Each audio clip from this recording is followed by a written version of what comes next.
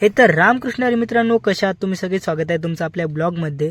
तर मित्रांनो, आज दुसरा श्रावण शनिवार आहे. तर आपण नाही का गवळी शिरायला जाणार आहे. आमच्या इथे गवळी शिरा म्हणून ठिकाणी तिथं मारुतीचं मोठं मंदिर आहे.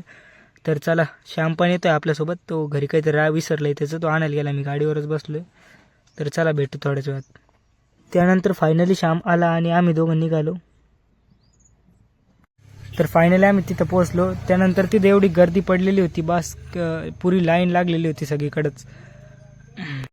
त्यानंतर लाईनीमध्ये चालत चालत चालत त्यानंतर थोडंसं आतमध्ये आलो. म्हणजे मंदिराच्या बाहेरून पण लाईन लागते ना, तर आतमध्ये आलो.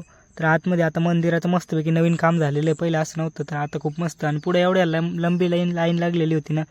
त्यानंतर महादेवाच्या मंदिरामध्ये गेलो. आणि हे मला कळत नाही राव, महादेवाच्या मंदिरामध्ये आरसा का बरं लावलेला असतो. तर मी तिथल्याच एका दादाला विचारलं, तर तो मला म्हटला की नाही का, म्हणजे ते महादेवाचं हे खाली असतं ना पिंड, तर म्हणजे ते दर्शन घ्यायला आपण बाहेरून असतो ना, तर ते दर्शन घेतलं गेलं पाहिजे.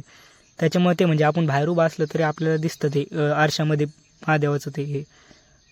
तर तो असं म्हणाला मला. आम्ही दोघं संघच लाईनीमध्ये चालत होतो, त्यासोबत तिथंच बोलणं आलं. त्यानंतर फायनल त्यानंतर काही वेळ तिथंच बसलो, कारण की म्हणतात ना की देवाचं दर्शन घ्यायला गेल्यावर देवाच्या दारात थोडं वेळ बसलं पाहिजे. तर आम्ही असं बसलेलो होतो ना, आमच्या बाजूबाजून सगळी गर्दी चाललेली होती. त्यानंतर इथं ब्लड कॅम्प पण असतो, ब्लड डोनेशन कॅम्प. तर तिथं पण गेलो, पाहिलं. तर ते म्हणे तुम्ही नका देऊ, तुमच्या आधीचं वजन कमी आहे म्हणे. तर मग त्यानंतर इकडं बाहेर गेलो, तर तिथं असं फार गर्दी, म्हणजे बाजार पण भरतो तिथं त्या दिवशी. आणि सगळ्या दुकानं वगैरे स्टॉल वगैरे लागलेले होते तिथं. त्यानंतर रक्षाबंधन पण आलेलं होतं, तर राख्या वगैरे पण होते तिथं. त्यानंतर श्याम म्हणतो की जायचं का याच्यामध्ये बाहेर. त्याला म्हटलं बाबा आपण गेलं तर ते उगाच काही व्हायचं त्याला, म्हणजे फुटून बिटून जायचं. एकदा असंच लहानपणी मी गेलो होतो, तर ते चढलो मी आणि लगेच त्याची हवा कमी झाली.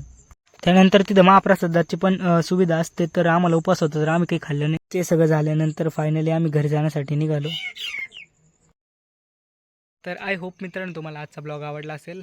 मला माहिती आहे ब्लॉग खूप लहान झालेला आहे, तर काय वेळच नाही भेटत जास्त, तर मी करायचा प्रयत्न करतो मोठे ब्लॉग. तर आय होप तुम्हाला आवडलाच असेल. तर चॅनलला सबस्क्राईब वगैरे करा. भेटूया उद्याच्या ब्लॉगमध्ये. तोपर्यंत बाय.